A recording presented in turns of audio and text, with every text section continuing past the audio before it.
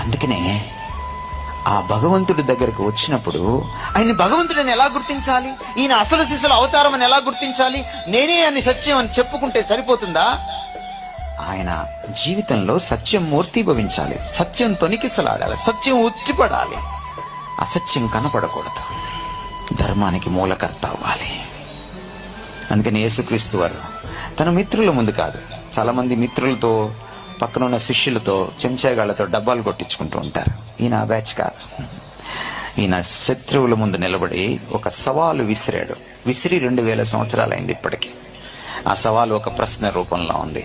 ఏమన్నాడంటే యేసుక్రీస్తు వారు, మీలో ఎవడైనా సరే నాలో పాపాన్ని స్థాపించగలడా, చూపించగలడా, నిరూపించగలడా? మీలో ఎవడైనా సరే నేను ధర్మాత్ముణ్ణి కాదని చూపించగలరా? 2000 సంవత్సరాల తర్వాత కూడా యేసుక్రీస్తులో తప్పు పట్టలేని పరిస్థితి. అది అవతారం అంటే. అందుకనే నేనే సత్యం అన్నాడు ఆయన.